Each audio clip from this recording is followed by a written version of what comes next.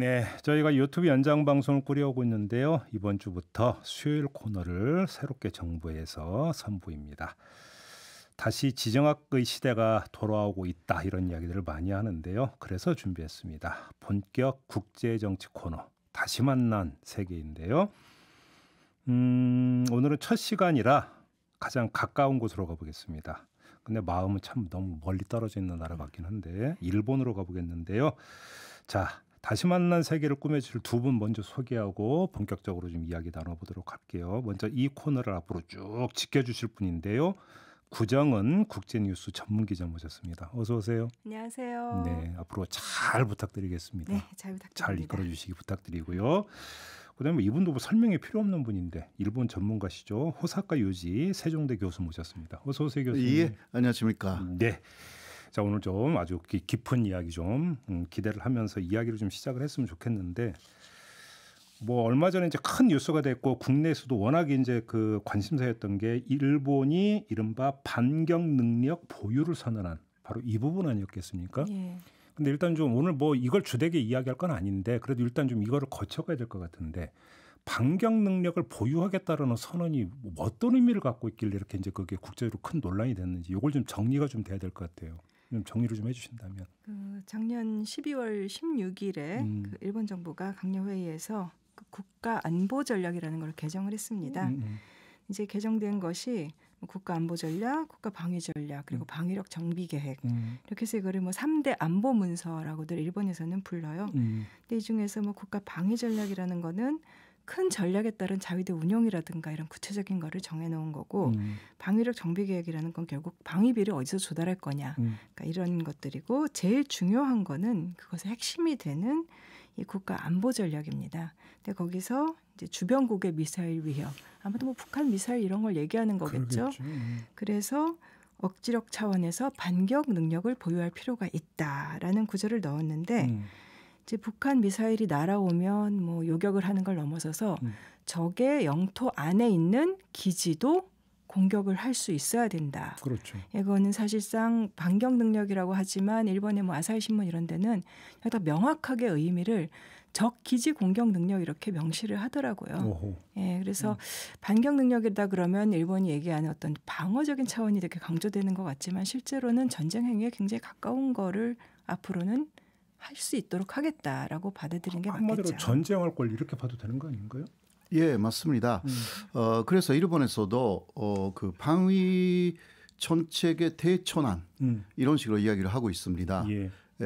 그 지금까지는 전수 방위가 아니었습니까? 전수방위라고 했죠. 예. 그러니까 일본을 지키기 위해서만 자위대가 움직일 수 있다. 그렇죠. 막 이런 이야기인데 그러나 반격 능력이라는 것은 그러한 전수방위의 범위 안에 있다는 식으로 기시다 총리는 계속 강조하고 있는데 많은 그 사람들이 이것은 선제 공격을 허용하는 위헌의 소지가 있다. 그렇죠. 전수방위 범위를 넘어서는 것이죠. 예. 그 방위가 아니라 공격이라고 봐야 되는 거죠. 예. 이렇게 되는 거잖아요. 네. 그리고 또 스탠드오프 전략이라는 것도 이야기를 하고 있고요. 그건 뭐예요? 예, 일단 예를 들면 중국이나 북한의 미사일 사정거리가 있지 않습니까? 예. 그 사정거리보다 긴 데서 먼 데서 일본 쪽의 미사일을 발사할 수 있다. 막 이런 것까지 포함되어 있어가지고요. 이것은 그러니까 결국은 상당한 공격 능력 보유다. 예, 그러한 식으로 해석되고 있습니다. 그래서 오늘 집중적으로 이야기하고 싶은 게 바로 여기서부터인데 지금 일본의 그 헌법 평화헌법이라고 이제 흔히 부르고 평화헌법에 전수방위라고 하는 개념이 분명히 이제 들어가 있고 근데 지금 반격 능력 보유를 선언했던 것은 사실상의 헌법 위반 아니냐. 네. 그리고 그래서 일본 어떤 우파 어떤 정치 세력의 어떤 수공과도 같은 헌법 개정으로 가기 위한 또 하나의 어떤 발걸음 아니냐. 네. 이게 좀 일반적인 해석이잖아요. 예. 두 분도 일단 이런 해석에는 동의를 하시는 거죠. 예. 그 헌법 구조, 일본의 평화 헌법 구조라는 게 보면 두 개 항목으로 돼 있는데 국제 분쟁을 해결하는 수단으로서 전쟁과 무력에 의한 위협이라든가 무력을 가지고 위협하는 것도 아니고 안 되고 무력을 행사하는 것도 안 되고 영구히 포기한다라고 되어 있어요. 조항 자체가. 그리고 육해 공군을 비롯해서 전력을 보유하지 않고 국가의 교정권도 인정하지 않는다. 이게 헌법에 명시되어 있는 조항입니다. 네. 근데 적 기지 공격 능력을 갖겠다라는 거는 뭐 필요하면 교전할 수 있다는 얘기니까 헌법 구조를 사실상 위반한 거라고 봐야겠죠. 그리고 또한 이번에 같이 그 개정한 방위력 정비 계획을 보면 이제 적 기지를 공격할 수 있는 능력 여기에 필요한 구체적인 조치들이 담겼는데 그 호사카 교수님 말씀하신 그 사거리 문제, 이제 사거리 1,250km 이상인 그 미국의 토마호크 크루즈 미사일 도입한다든가, 뭐 지대함 유조탄 사거리도 지금까지는 한 100 몇십 킬로미터 정도였는데 뭐 1,000km 이상으로 늘리겠다고 했고, 뭐 자위대 상설 통합사령부 신설한다고 하고, 그러니까 이것을 평화헌법을 지키는 거라고 보긴 좀 힘들겠죠. 그러니까요. 예. 근데 저는 그 여쭤보고 싶은 게. 그 이 평화헌법이라는 게 사실은 이제 그 역사를 거슬러 올라가 보면 전쟁에서 패배한 후에 네. 미 군장에 의해서 뭐라 강요라는 표현을 써야 될까요? 아무튼 그래서 이제 성립된 헌법이라고 예. 봐도 되는 거죠. 그렇죠. 일본에 그러니까 이것도 극우파가 계속 주장하고 있는데 예. 이거는 메가도 헌법이다. 아, 그렇게 불러요? 예, 메가도가 강요한 것이다. 예. 뭐 꼭 그렇다고 할 수는 없지만 그 일본 국회에서도 논의가 있었으니까 그래도 기본적인 틀은 사실상 그때 미국이 그 최고 사령부가 결정한 사실이 있습니다. 그러니까 바로 그 점에서 제가 궁금한 게 네. 일본의 정치 세력, 특히 우파 정치 세력, 뭐 네. 사실 우파가 거의 대부분이긴 예, 하지만 예. 이 평화헌법을 그동안 어떻게 바라왔고 어떻게 바라봐왔고 어떤 태도로 그러니까 견지하고 어떻게 변화해 왔는가, 사실 오늘 이 얘기를 좀 주되게 하고 싶은 거거든요. 네, 네. 그러니까 그럼 일본 우파, 특히 극우 쪽에서는 이거는 굴욕적인 헌법이니까 바꿔야 된다. 이게 아주 면면이 그러니까 이어져 내려온 시각이 이렇게 봐도 되는 겁니까? 네, 맞습니다. 네, 뭐 하나의 맥락을 조금 말씀드리면요. 그 사실 극우파라는 세력은 45년까지 일본을 통치한 세력으로 그렇게 봐도 되는 것입니다. 이른바 뿌리가 전범. 예, 전범들이죠. 그렇죠. 사실. 네, 그 전범들은 그 패종한 다음에 뭐 조현되었거나 그렇죠. 혹은 그 정치권에서 집안당했습니다.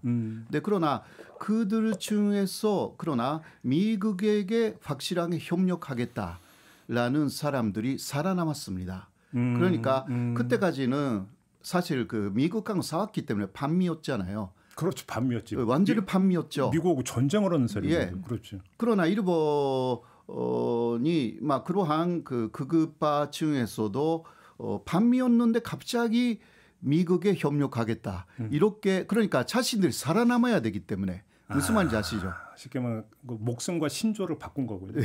그런 그러니까 친미를 내세우기 시작해요. 그것은 그 미국 쪽에서도 조금 그 바라는 부분이 있었습니다. 왜냐하면 그 6.25가 시작됐지 않습니까? 그래서 일본으로 다시 재무장 시켜야 되는 게 아닌가. 그렇죠. 미국의 강경파 중에서는 그러한 의견이 없었던 게 아닙니다. 그런 것을 알게 된 그 일본 내의 극우파들 중 일부는 친미를 하고 그 다음에 냉전 시대였기 때문에 예. 반공 예. 그러니까 반공산주의, 예. 이 반사회주의 예. 이 두 가지를 이념으로 하겠다. 이런 사람들이 나타나 가지고 그 대표가 아베 신조 일본 총리의 외할아버지 키시노부스케였던 거죠. 그렇죠, 그렇죠. 예, 거기서 그 전후에 극우파의 뿌리가 만들어지고요. 그 이후 그러니까 키시노부스케가 먼저 헌법을 개정해야 된다. 네, 그러나 사실 그 메가도가 강요한 게 평화 헌법인데도 불구하고 미국 안에서도 일각에서는 그 일본의 재무장이 필요하다. 이러한 논의가 시작되었기 때문에 네. 이게 모순이 되면서도 미국 안에서도 먹혀 들어간 부분들이 있습니다. 예, 그래서 그 일본 내 극우파가 일정한 선장을 해왔다라고 할 수가 있는 거죠. 조금 더 네. 부연 설명해드리자면 그 말씀하신 대로 이제 패전한 다음에 미국 앞에 이제 엎드려 있었으면서도 평화헌법은 강요된 것이고 기본적인 출발점이 도쿄 전범 재판은 승자에 의한 단죄일 뿐이었다. 정당성을 부정하는 데서 출발한 세력이 계속 있었는데 예. 근데 이제 1960년대부터 그 신우익, 뭐 민족파 이런 집단들이 나타나요. 60년대. 그래서 예, 그 전까지는 사실 뭐 반공 일변도라든가 아니면은 우리 지금도 흔히 보는 이 가두의 선전 차량, 이렇게 학생대로 이런 것들. 그 가선차 이렇게 부르더라고요. 가선차? 예, 그런 거를 가지고 하던 좀 일종의 원시적인 형태에서 벗어나서 이때부터는 뭐 언론 토크쇼라든가 잡지 이런 미디어를 활용해서 일종의 그 논리적인 민족주의 우익 선전 이런 것들이 늘어나게 되고 근데 그렇지만 그 전에는 주류는 아니었는데 이게 본격화된 것이 이렇게 우익들이 대거 나타난 게 사실 냉전이 끝난 뒤에 굉장히 목소리가 커졌어요.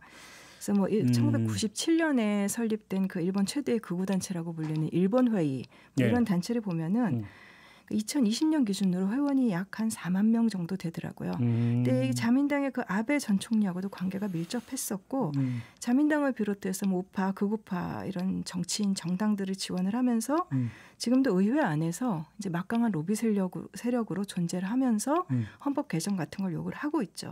지금 보니까 뭐 중의원, 참의원 총 한 710명인데 전체 의석이 그중에 200명 정도가 이 일본 회의랑 연계돼 있다 이렇게 분류가 되더라고요. 상당한 숫자네요. 네, 근데 이제 이 사람들의 그 역사관의 출발점이 아까 말씀드린 대로 이제 도쿄 재판을 근본적인 문제로 보고 평화헌법 구조를 개정하는 것이 필수 과제다 이렇게 생각을 하고 거기에 이제 뭐 애국적인 교육이라든가 그다음에 의원들의 그 야스쿠니 신사 참배 지원하고. 그다음에 또 이게 21세기 들어와서는 이제 인터넷 시대가 됐잖아요. 지금은 또 어떤 양상을 보이냐면 넷 우익이라고 불리는 그렇다면서요. 소셜 미디어를 활용해서 근데 이 시기의 특징은 단순히 그런 어떤 역사적인 이런 것뿐만 아니라 뭐 제1조선인 자이니치라 그러죠. 그러니까 이 사람들은 사실 역사의 피해자들인데 이 사람들이 특권을 누리고 있으니까 철폐하라 이런 식으로 주장하고 그러니까 혐한 그다음에 혐중 최근에는 반러시아까지 이렇게 주로 이제 외부 국가들을 적대적으로 보고 그런데 그것을 풀뿌리 시민운동을 가장해서 이렇게 진행하는 그런 양상을 좀 띠고 있습니다. 구정근 기자께서 말씀하신 거 아까 호사카 유진님 그 지적하고 딱 맞닿는 지점이 이런 극우파들이 본격적으로 이제 민족 논리나 이런 걸 앞세우면서 활기를 치기 시작한 게 냉전 체제가 종식되면서부터라고 하는 이게 갖는 함의가 상당히 큰 것 같은데요. 예.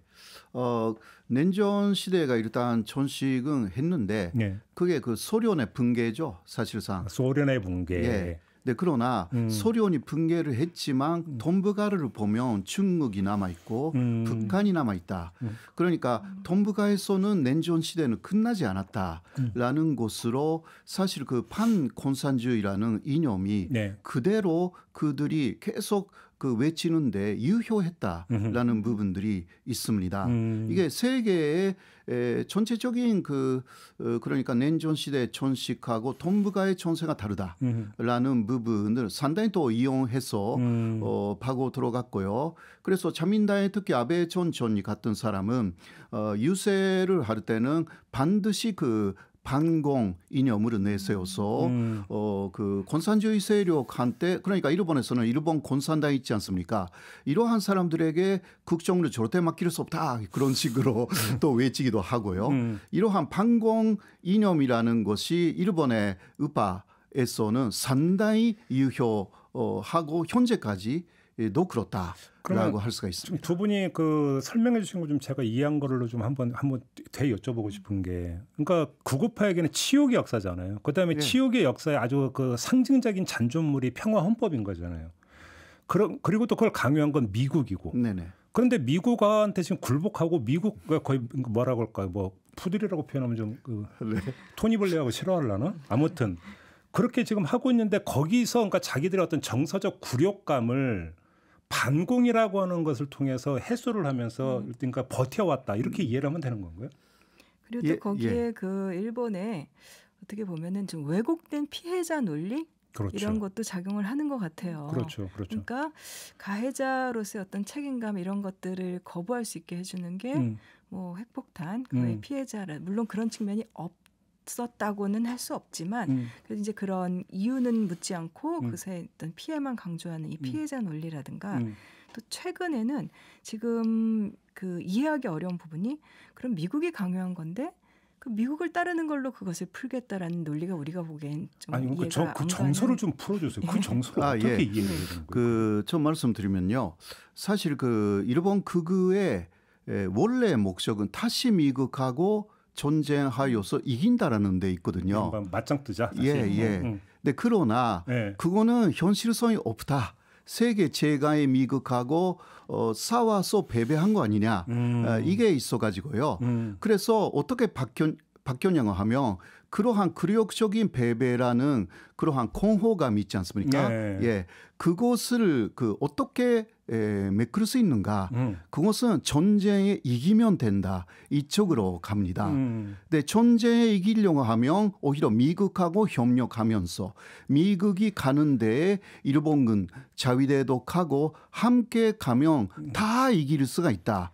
그러니까 미국한테 패배하여서 사실상 미국이라기보다 큰 전쟁에 패배한 그 공허감, 일본인의 많은 그 마음속에는 어떤 크몽이 들려있다. 열등감에 그것을 메꾸기 위해서는 오히려 제가의 미국하고 하나가 되어서 계속 앞으로의 전쟁에서 이겨나가야 한다. 그의 논리가 1990년대에 만들어집니다. 사실 일본 안에서. 그게 그러니까 새 역사 교과서를 만드는 모임이라든가 그런 데서의 중심적인 논리가 그러한 논리가 되었습니다. 쉽게 말하면 미국을 대신할 수 있는 다른 적을 만들어내서 그 적을 제압하는 걸 통해서 대리보상을 받으려는 심리가 작동돼요. 그래서 거기서 북한이라는 요인이 그렇게 강조가 되고 있는 거고. 북한 현재는 또 중국까지 들어가 있습니다. 이렇게 설정이 되고 있다. 그래서 여기서 만약에 힘을 이렇게 축적하고 되면 언젠가 가서 다시 또 미국하고 맞짱 뜰 수 있다는 생각을 아직도 갖고 있나요? 그러면? 그래서 미국이 일본에서 항상 그 이야기가 나오는 것은 언제 미국이 하락할지 모르겠다. 그러니까 그 힘이 없어져서 단장 그 경우는 일본을 또 지킬 수 없는 나라가 될 수도 있다. 언젠가는. 그때도 대비해야 된다라는 논의가 사실 없는 게 아닙니다. 일본 안에서. 일본 안에서 있습니다. 다만 드러내지 않을 뿐이고. 그런 것입니다. 근데 일본의 우익들의 지금 이 어떤 마인드셋 같은 것을 호사 교수님께 설명해 주셨는데 뭐 일본 국민들 전체가 그런 생각을 갖고 있지는 않겠죠. 맞습니다. 사실 대부분의 여론조사에서 그러니까 무력을 선호하는 정도로 조사했을 때 일본이나 독일 같은 나라들은 다른 나라들에 비해서 현저히 떨어집니다. 그런 것을 지향하는 게. 그게 그동안에 2차 대전 이후에 어떤 평화교육이나 이런 것의 성과라면 성과인데 그 일본이 최근에는 이제 북한이라는 또 다른 적을 상정하는 것도 있고 그 다음엔 또 중국을 적대시하는 이런 방향도 분명히 있지만 그러니까 뭐 러시아의 우크라이나 침공이라든가 이런 국제적인 이슈들이 실제로 위기의식을 일본인들의 위기의식을 크게 자극한 측면도 분명히 있기는 한 것 같아요. 그러니까 뭐 유럽에서도 뭐 스웨덴이 북대서양조약기구 나토에 오랫동안 거부하다가 들어갔듯이 이제 뭐 중국이 비슷하게 뭐 대만을 침공해서 이 또 무력 충돌이 벌어지면 어떻게 되나. 그러니까 중일 간의 영토 분쟁 지역인 센카쿠 열도 같은 데에서 비슷한 충돌이 벌어질 수 있지 않느냐. 뭐 이런 위기감이 높아진 것도 사실이고 또 이제 북한의 탄도미사일 발사라든가 이 핵 개발 이런 거에 대해서 어떻게 보면은 한국보다 훨씬 더 위기의식을 강하게 느끼고 있는 것도 사실인 것 같고 이제 그런 현실적인 위협도 있고 거기에 더해서 어떤 극우들의 어떤 선전선동 같은 거, 이제 그게 평화 헌법에 기반을 둔 교육을 90년대 이후에 이제 계속 흔들었잖아요. 우익들이. 이제 그렇게 되면서 최근에 이 반격 능력 보유 이거에 대해서 그 여론조사들이 일본에서도 많이 나왔는데 제가 하나 재미있게 봤던 것이 그 아사히 신문 조사 같은 데서 이렇게 연령대별로 분류를 해보면은 이 뒤쪽 세대로 갈수록 그러니까 50대 이상, 그다음에 60대, 70대로 가면은 이제 전체적으로 반격력 보유의 절반 이상이 찬성하고는 있지만 그래도 조금 찬성률이 떨어지는데 이게 18세에서 24세 혹은 2030 세대 같은 경우는 지지율이 확 올라가더라고요. 그러니까 확실하게 이렇게 좀 그런 면에서는 젊은 세대들의 우경화가 또 진행되고 있는 거. 그거는 뭐 우크라이나 침공 이런 걸로 설명할 수 없는 장기적인 경향일 거고 거기에다가 최근의 이슈들이 굉장히 좀 위기의식을 불러일으킨 것. 그리고 또 이제 러시아의 우크라이나 침공 이후에 독일도 조금씩 재무장을 하는 것을 세계가 좀 받아들이는 분위기고 이런 것들이 복합적으로 영향을 미치고 있는 것 같습니다. 그래서 걱정스러운 건데 지금 지금 반격 능력 보유 선언으로 다시 돌아가면 지금 두 분의 진단에 따르면 그러니까 미국을 대신하는 적을 설정을 해놓고 적을 이김으로써 뭔가 그러니까 어떤 공허함이라는 걸 메우면서 승리감으로 대치해 들어가고 또 그것을 평화헌법을 완전 개정으로까지 가는 에너지원으로 삼으려고 할 텐데 그러면 반격 능력 보유 선언이 아니라 반격 능력 실행으로도 갈 수 있다 얼마든지. 예. 이렇게 봐야 되는 물론 그것이 이제 뭐 국제전적인 차원이든 제한된 부분이든 얼마든지 있을 수 있는 가능성인 거잖아요. 그게. 예, 그런 거죠. 그리고 이것은 그 미국하고의 용계라는 것을 빼놓을 수가 없는 부분인데요. 사실 그 지난해 5월에 그 키시다하고 바이든이 회담을 했지 않습니까? 네. 그때 벌써 이러한 기본적인 부분에 합의가 있었다.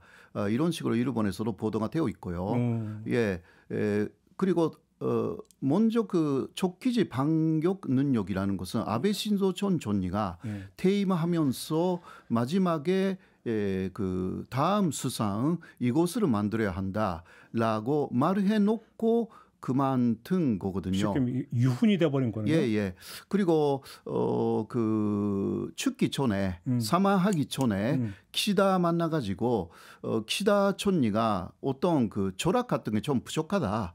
그런 지적을 하면서 아베가 그 반격 능력, 그 반격 능력이라는 말은 키시다가 만든 말이거든요. 예. 족기지 반격 능력이라는 것을 이게 전수판위에 맞게 그냥 반격 능력이라고 말을 바꾼 것 뿐인데요. 장명을 한 게 키시다예요? 예, 키시다입니다. 네, 키시다에게 족기지 공격 능력이라는 것을 중심으로 이제 그 외교 전략이라는 것을 구상해야 되는 거 아니냐. 이게 그 아베가 키시다에게 사실 증거한 내용입니다.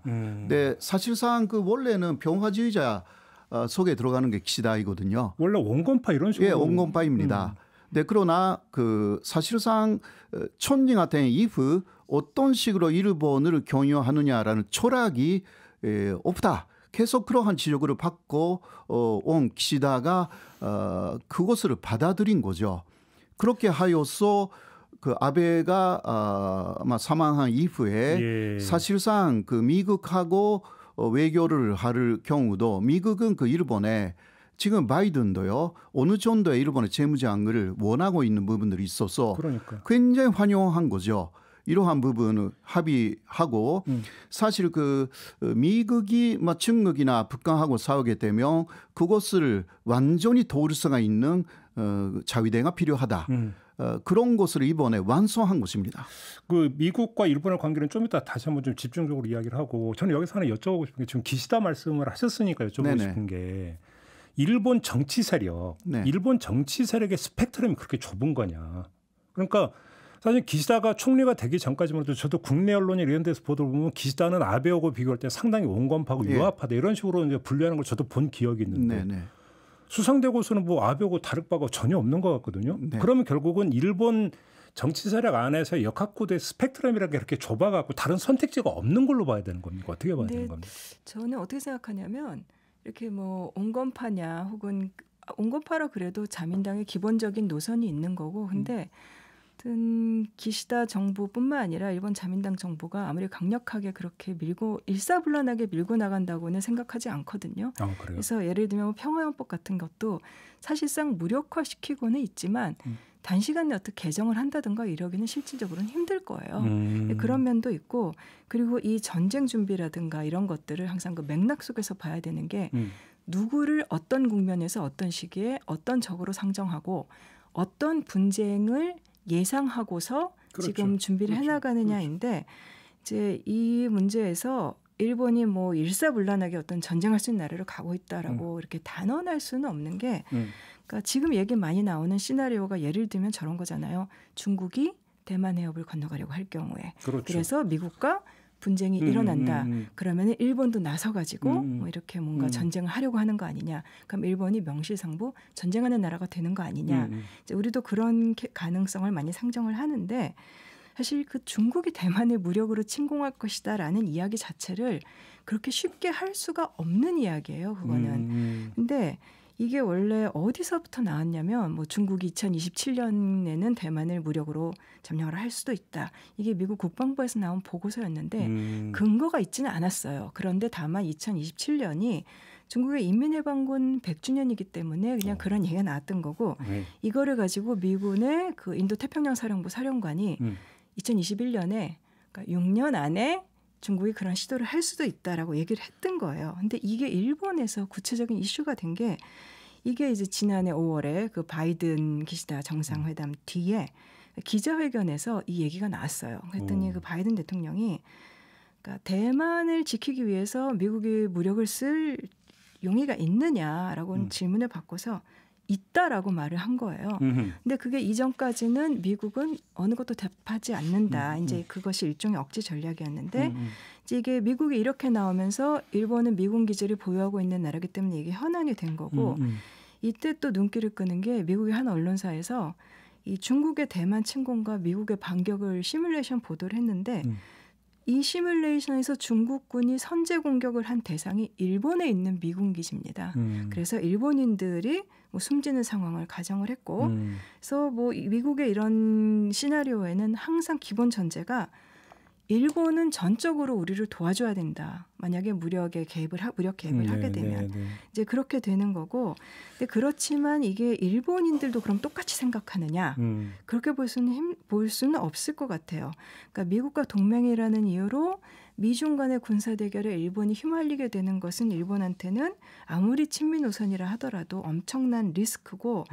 그래서 심지어는 미국에서조차 그 문제에 대해서 반발이 많은 상황인데, 그래서 일본 안에서도 고민이 많고, 그 뭐 미들 파워 연대라 그래서 이제 유럽을 비롯해서 뭐 중간 규모의 지정학적 영향력을 갖는 나라들이 조금 연대를 해서 평화적으로 풀어가야 되지 않겠느냐. 일본 안에서도 그런 모색은 많이 이루어지고 있는 것 같습니다. 지금 구정원 기자의 말씀을 좀 정리를 하면 일본 우파가 그렇게 밀어붙이려고 하더라도 일본 국내 자체적으로 제어력은 아직은 작동이 되고 있다. 이 말씀이신 거죠? 고사코 유진님 어떻게 보세요? 예, 저도 그렇게 생각합니다. 그래요? 그러니까 예를 들면 미국하고 핵 공유라는 이야기가 한국에서도 나왔지 않습니까? 네, 그러나 일본에서는 그러한 논의가 또 일본에서도 없는 거 아니지만 거기에 그러니까 미국하고 핵 공유를 하느냐 그러한 그 여론조사를 하면 20%만 찬성합니다. 아, 그거밖에 안 나요? 예, 그거밖에 안 됩니다. 오히려 일본은 그 역시 원폭을 2번이나 맞은 나라 아닙니까? 핵에 대한 그런 그 상당히 뭐 알레지가 있고요. 그러니까 오히려 핵 무기 금지 조약에 가입해야 된다. 그게 61% 정도가 되어 있습니다. 그런 면에서도 전쟁이 시작되면 무기를 들고 전쟁터에 나가겠냐 이러한 데 대해서는 일본 사람들 14%밖에 나간다. 이거는 세계 최하위입니다. 14%밖에 안 나와요. 이제 아까 말씀드린 조사가 그 조사예요. 원래 이거는 거의 이제 도덕 시간에 그러니까 질문 비슷해서 많이 나와야 될 것 같은데요. 네, 한국은 65% 정도, 미국은 뭐 70%, 뭐 중국은 85%, 베트남이 가장 많고 98%. 일본이 세계 80개 국가에 대해서 그렇게 여론조사를 했는데요. 일본 최하위 14%. 예, 네, 가장 아래에서 두 번째 리투아니아인데. 그것도 23% 정도 있어가지고 일본에 2배 정도 있습니다. 그렇네요. 예. 그러니까 일본 사람들은 기본적으로 전쟁할 생각은 거의 없는 것입니다. 예. 네, 그렇다. 그렇기 때문에 이게 지금 뭐 이제 그 일본 우파가 아무리하고 평화헌법이 뭐 금방이라도 개정이 될 것 같지만 그거는 착시다. 예. 그렇게 가긴 너무 멀다. 이런 거고. 네. 네, 그러나 최근에 이것은 그 지난해 6월 7월에 있었던 그 여론조사에 의하면 개헌해야 된다. 그게 51%. 그러니까 50% 조금 넘었습니다. 네. 예. 네, 그러나 지금 그 아베가 없는 상황에서 자민당 안에서 그러면 개헌을 계속 지지하느냐 그거 아니거든요. 왜냐하면 마지막은 국민투표가 있기 때문에 그 절차가 예, 국민투표로 혹시나 패배해버리면 그 부정되어버리면 자민당 자체가 상당한 지면타를 받는다. 그러니까 현재 기시다 그리고 흑연인으로 알려져 있는 아소는 일본은 그쪽으로 가지 말고 그냥 그 재존촌책이나 잘 해가지고 일본에 빚이나 갚으자 이런 식으로 움직이고 있는 게 사실입니다. 오히려 실제 움직임은 예, 실제 오히려. 움직임은 그러니까 지금은 그 국회의원의 3분의 2를 넘었지 않습니까? 그러니까 예. 개헌해도 된다라는 예. 국회의원들이 예. 그러니까 3분의 2를 그 넘으면 국회의원들이 8위는 할 수가 있어요. 개헌 8위. 8위는 예. 그러나 8위라는 움직임이 전혀 없습니다. 전혀. 예. 그러니까 말 그대로 개헌을 정말로 추진한다면 자민당이라고 하는 어떤 정당의 존망을 걸어야 된다. 예. 왜냐하면 다른 곳 전혀 못하게 된다고 합니다. 거기에 올인 해가지고 모든 그러니까 개헌이라는 논의가 시작돼야 되고 그러니까 다른 일본의 여러 가지 국정 과제가 있는데 그것을 제쳐놓고 해야 되기 때문에 이게 또 실패하면 자민당의 전립의 위기가 온다. 그러니까 사실상 그 아베 전 총리만 미치게 외치고 있었던 게 개헌입니다. 극우 반에서도 아베가 사실 그 아베 이외에는 없었습니다. 그 이전에도 뭐 나카소네라든가 물론 그 키시노부스케라든가 있기는 했습니다만 그냥 말만 한 것뿐이지 그 조직적으로 진짜 개헌에 나선 것은 아베뿐입니다. 극우파에 속하는 사람들도요. 거기에는 리스크가 크다고 생각하는 것입니다. 그러니까 결국은 그렇게 따지면 일본 우파도 뭐 저기 이념보다는 자기는 실리를 더 우선시하는 거네요. 예, 그런 것입니다. 실제 여론을 보면 이번에 그 반경 능력 보유라는 거 찬성이 절반이 넘는다고 하지만 그래서 방위비를 뭐 앞으로 5년 안에 뭐 2배로 늘리겠다. 뭐 법인세 올린다는 얘기도 예, 있고. 이렇게 나온 거 이 돈을 증세를 하는 것에 대해서는 또 다들 반대를 하고 있습니다. 네, 반대가 거의 70% 이상. 이 되어 있습니다. 그리고 그러니까, 미국이 그 이제 좀 13일인가요? 그 바이든 대통령하고 진짜 미일 정상회담 있잖아요. 정상회담을 하잖아요. 내일 모레네요.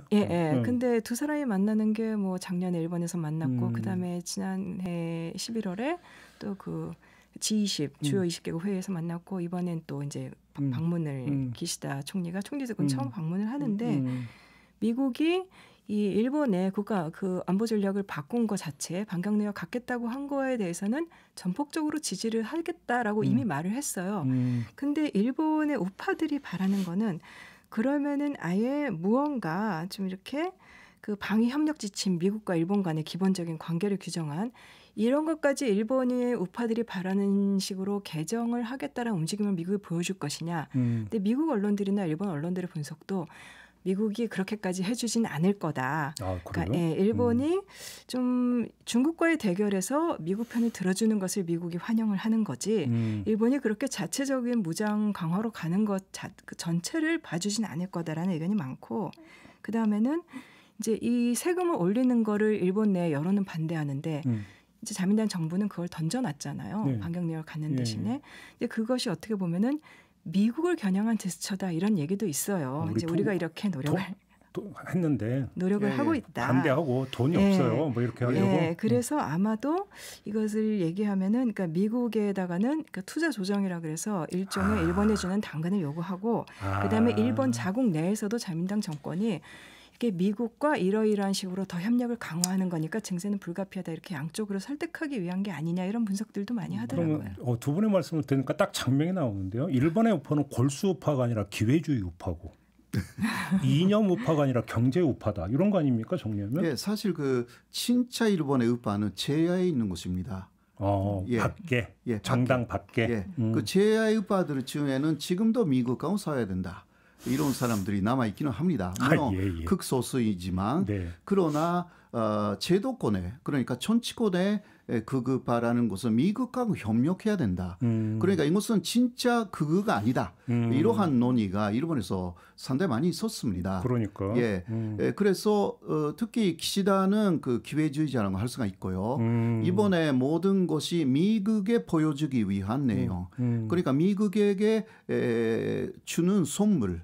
그거는 그 안보 산문서의 개정이고 그리고 그 안을 보면 미국 무기를 계속 사야 되는 것입니다. 그렇게 돼 있습니다. 토마호크도 500기나 사야 되고 기타 미국한테 이게 선분이 되는 거죠. 그러니까 바이든이 그 두 손으로 들어서 환영했고요. 당연히 그러겠죠. 그리고 5월에 이번에 그 히로시마에서 G7 정상회의가 있습니다. 예, 그때 기시다가 위장이 됩니다. 그러니까 이번에 엊그제부터 그 G7 국가들을 계속 순방하고 있거든요. 근데 마지막에 13일에 바이든 만나는 거예요. 이것은 5월에 G7 정상회의에 사전 작업을 하고 있는 것입니다. 일본이 그러니까 주도하여서 우크라이나 전쟁에 대해서 소리를 내고 또 대중국 보위마에 대해서 소리를 내고 그러니까 이러한 인도 태평양 전략 거기에 일본이 앞장서고 있다라는 것을 미국에 보여주기 위한 이러한 행보를 기시다가 하고 있습니다. 기시다는 그 회의를 마지막으로 퇴임한다라는 이야기도 있습니다. 아, 퇴임 얘기가 있습니까? 예, 왜냐하면 너무 지지율이 낮기 때문에 예, 더 이상 그 기시다로서는 그 여러 가지 조그만 선거가 또 있기 때문에 그 이길 수가 없다. 박수 칠 때 떠나의 모습을 최대한 연출하겠다는 건가요? 그래서 기시다도 그때까지는 나는 퇴임하지 않는다. 그런 이야기를 그 요새 하고 있거든요. 그러니까 마지막을 장식하기 위해서 좀 많이 움직이고 있고요. 이런 약간 무책임한 부분들이 없지 않아 있습니다. 그거는 역시 미일 관계가 강화되면 또 지지율이 올라가니까. 그렇죠. 예, 이런 부분에서도 실제적으로 물론 생각교류도 문제라든가 있기는 합니다. 중국이 대만을 침공할 때 시나리오 중 가장 유력하게 일본에서 거론되어 있는 것은 직접 그 대만에 가는 것이 아니라 생각교류도를 우회하면서 간다 대만으로. 그러니까 생각교류도는 그 일본 연도이지만 중국 연도라고 중국도 주장하니까 그 생각교류도를 무력으로도 확보해야 된다라는 것이 중국이 2013년에 인민최고회의에서 결정한 내용입니다. 그러니까 거기에는 그 일본 자위대를 강화해야 된다. 그러니까 반격 능력도 필요하고 이런 게 모두 그 논리적으로 맞는 수준에서 만들어 나가려고 하는 게 일본의 그 많은 사람들이고 또 기시다가 거기에 밀려서 뭐 그 사람은 그 철학 같은 게 거의 없으니까 사실 그 한마디로 기위주의자입니까? 대단히 그 유명해요. 그러니까 아베가 살아 있었을 때 기시다에게 말했습니다. 당신의 문제는 촌리가 된 이후에 그 사이 하나도 없는 거 아니냐. 그러니까 어떤 리더십을 채울 수 있는 컨텐츠가 없다. 예, 전혀. 그러니까 당신은 촌리가 되는 것이 목표였지. 그 이후에 아무것도 없는 거 아니냐. 네, 그게 대단히 유명하게 됐습니다. 일본에서. 네.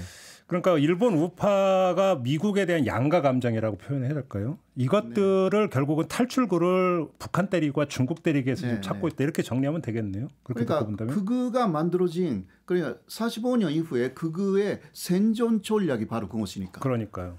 그렇지 않으면 완전히 괴멸됐을 겁니다. 극우가 미국에 의해서 오히려. 그렇죠. 그런데 살아남았던 것은 친미. 그렇죠.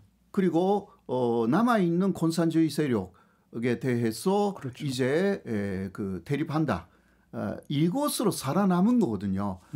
그러한 생존 전략의 연장선상에 지금 일본 극우도 있다. 그렇게 볼 수가 있습니다. 알겠습니다. 지금 이제 두 분의 말씀대로 일본 우파의 어떤 뭐냐면 뭐 족보라고 할까요? 그다음에 이제 속내를 좀 짚어봤는데 그럼 마지막으로 지금 우리 윤석열 정부가 지금 국내에서는 그런 우려가 사실은 있잖아요. 군사적으로 일본하고 더 가까워지려고 지금 하는 거 아니냐.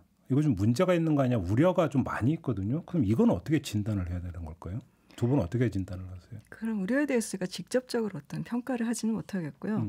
다만 이제 바이든 정부가 한국 정부의 어떤 능력이나 역할을 좀 다소 경시를 하고 일본에 힘을 실어주면 어떡하나 하는 걱정을 이제 국내 전문가들이 많이들 하시는 것 같아요. 네, 이제 일본은 그 자위대가 이 반격 권한을 갖게 되니까 이 동북아에서 어떤 미국의 어떤 전략, 동맹 협력에서 더 큰 역할을 하려고 할 것이고 미국도 그것을 하기를 바라고 있는 건 분명히 사실이지만 또 일본이 뭐 미사일 방어라든가 이렇게 방위 능력을 강화를 하더라도 이제 미국은 이제 영내 파트너들과 일본이 또한 협력을 강화하기를 계속해서 바랄 거예요. 그래서 우리는 그 사이에 어딘가에 있겠죠. 근데 거기서 일본하고의 협력을 완전히 도외시할 수도 없는 거고. 근데 그러려면 일본이 뭐 극우 일변도로 치달아서 곧 있으면 뭐 전쟁에 개입하는 거 아니야 이렇게 막연한 불안감을 가질 게 아니라, 그러니까 일본의 어떤 의도, 그다음에 그것이 현실적으로 어떻게 추진되고 있는지, 그리고 그것을 또한 미국은 어떻게 부추기는가 하면 또 어떻게 미국 자체가 또한 일본의 움직임을 견제하는 억지력으로 작용을 하는지 이것을 좀 면밀하게 따져가면서 우리도 이 그렇죠. 동북아에서 이런 그렇죠. 우리의 자리를 찾는 거 그게 제일 중요할 것 같습니다. 어떻게 교수님? 예. 먼저 그 미국은요. 예를 들면 그 공군이나 해군으로 조금 그 멀리 떨어져서 적극을 공격하는 것은 이제 희생이 좀 적지 않습니까? 그러니까 그거는 계속 할 수가 있는데 그러나 적극에 상륙하여서 그러니까 육군으로 싸우는 것을 싫어합니다. 희생자가 많이 나오기 때문에. 그러니까 그러나 그 예를 들면 뭐 대만 유사시라든가 북한 문제도 그렇고 상륙해야 되는 그 지점이 사실상 나올 수가 있잖아요. 그렇죠. 그때 미군을 쓰고 싶지 않는 것입니다. 그러니까 대신 자위대를 쓰고 싶은 거죠. 그런데 자위대는요.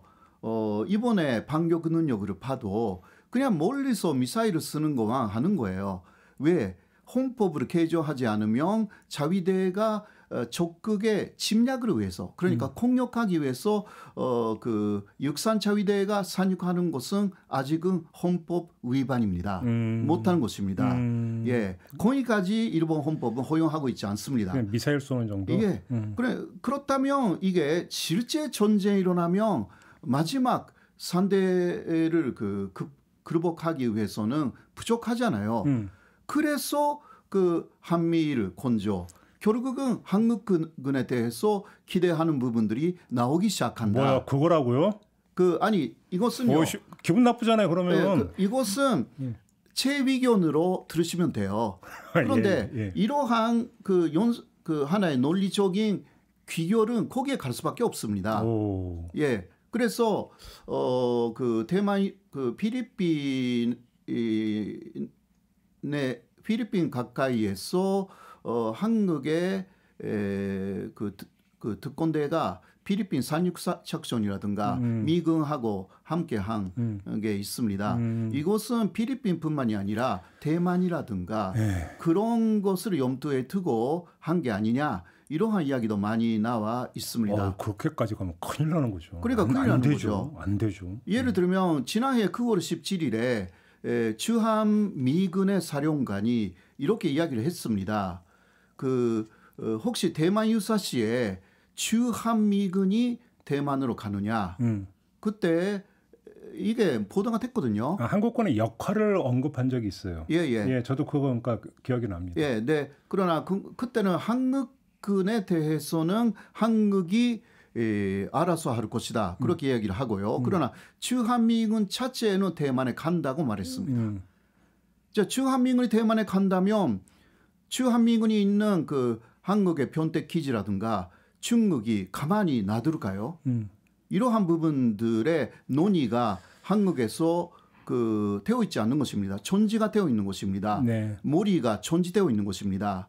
이러한 부분들에 대해서 말하고 싶지도 않고 생각하고 싶지도 않는 부분들이 있는지 모르지만 해야 되는 거죠. 현실이 될 의료가 있는 것이기 때문에 몇 년 후에는 혹은 중국은 지금 대만에 대한 여러 가지 군사 시위는 매일같이 하고 있고요. 그러니까요. 예. 알겠습니다. 오늘 좀 일본 동향을 좀 일단 좀 우파 쪽에 좀 초점 맞춰서 좀 일단 알아봤는데요. 일단 좀 한번 일목요연하게 좀 정리가 되는 부분들이 좀 있었던 것 같습니다. 오늘 유튜브 연장 방송 새로운 코너로 다시 만난 세계 첫 선을 보이는데 우리 촌철님들이 어떻게 들으셨는지 좀 궁금하고요. 평가 좀 남겨두시고 그다음 오늘 두 분과의 말씀은 여기서 마무리를 하도록 하겠습니다. 두 분 말씀 잘 들었습니다. 고맙습니다. 감사합니다. 고맙습니다. 네, 저도 함께 물러가겠습니다. 고맙습니다.